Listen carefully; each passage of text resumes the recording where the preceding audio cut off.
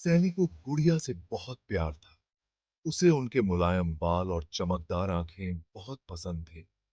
उसे उन्हें नए नए कपड़े पहनाना बहुत अच्छा लगता था। उसके माता पिता ये बात जानते थे, इसलिए उसके जन्मदिन पर वे उसके लिए एक नई गुड़िया लाए। यह एक बहुत ही सुंदर गुड़िया थी। उसके गुलाबी गाल और लंबे घुंघराले बाल थे। उसने एक सुंदर पीली रंग की ड्रेस पहनी हुई थी। सैली ने अपनी नई गुड़िया का नाम बेला रखा। सैली रोज बेला के साथ खेलती थी। वह बेला के बालों में कंघी करती और उससे बातें करती। बेला सैली का सबसे पसंदीदा खिलौना था। एक दिन सैली ने बेला के पेट को दबाया। गुड़िया ने गाना शुरू कर दिया। यह एक प्यारी अंग्रेजी लोरी गा रही थी। सैली हंस पड़ी। उसने बेला को कसकर गले लगा लिया। कुछ दिनों बाद कुछ अजीब हुआ। सैली ने फिर से बेला के पेट को दबाया, लेकिन इस बार बेला ने एक अलग गाना गाया। यह हिंदी में था, एक ऐसी भाषा जो सैली की मां बोलती थी। सैली शब्दों को नहीं समझ पाई, पर धुन उदास लग रही थी। अगले दिन बेला ने एक नया गाना गाया।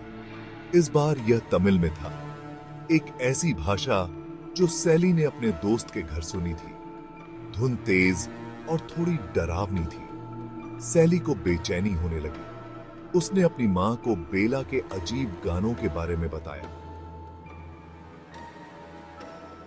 सैली की मां ने बेला का गाना सुना। उसे यह पसंद नहीं आया। धुन बिल्कुल अजीब लगी, गलत लगी। उसने सैली से कहा कि यह सिर्फ बैटरी की वजह से है, पर उसे अपनी रीढ़ की हड्डी में सिहरन महसूस हुई। गुड़िया डरावनी थी। गाना और भी बुरा होता गया। बेला अपने आप गाने लगी। यह रात में गाती थी, दिन के बीच में, कभी भी। गाने हमेशा अलग होते थे, हमेशा अलग अलग भाषाओं में। सैली की मां बहुत डरी हुई थी। उसने गुड़िया को फेंक देने का फैसला किया।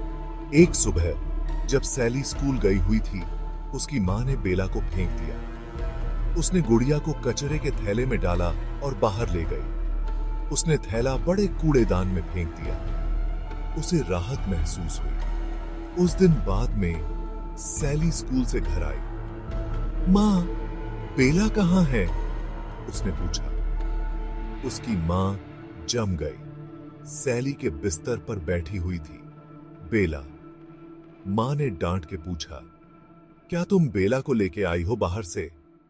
मैं उसे बाहर से नहीं लाई, सैली ने कहा। उलझन में उसकी मां भयभीत थी। गुड़िया वापस कैसे आई? उसने खुद उसे फेंक दिया था। वापस कैसे जैसा ही? अगले दिन सैली की मां ने बेला को फिर से फेंकने का फैसला किया। इस बार वह गुड़िया को बहुत दूर ले गई।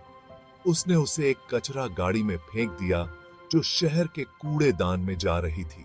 इस बार यह हमेशा के लिए चली गई, उसने सोचा। कुछ दिनों बाद सैली का परिवार एक छोटी सी यात्रा पर गया। वे सैली के दादा दादी से मिलने एक अलग शहर में गाड़ी से गए।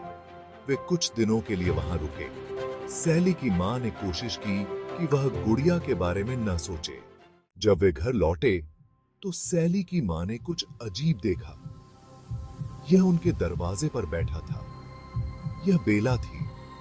गुड़िया सीधी बैठी थी। उसकी नीली ड्रेस बेदाग थी और उसकी आंखें, ऐसा लग रहा था, गोधूली में चमक रही थी।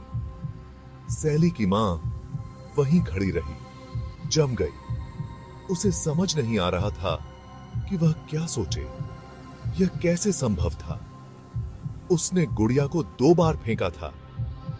उसने सैली को देखा जो लिविंग रूम में खेल रही थी, बेखबर। क्या हो रहा था? हिलते हाथों से मां ने उसे उठाया और इस बार उसे जला दिया। जैसे जैसे गुड़िया आग में पिघली, उसकी आवाज धीमी होती गई। लेकिन तभी घर के कोने से वही गाना फिर से सुनाई दिया। मां पलटी तो देखा, गुड़िया जलने के बाद भी वहां बैठी मुस्कुरा रही थी। बेटी की आवाज ने मां को झकझोर दिया। मां, तुमने मेरी दोस्त को क्यों जलाया? घबराई मां को समझ आया कि अब सिर्फ गुड़िया नहीं, बेटी पर भी उसका असर हो चुका था। फिर अचानक मां को एक तरकीब सूझी। उसने जल्दी से एक पुराना लॉकेट उठाया जो उसकी मां ने उसे दिया था। उसे बेटी की गर्दन में पहनाते हुए उसने कहा, यह तुम्हें बचाएगा।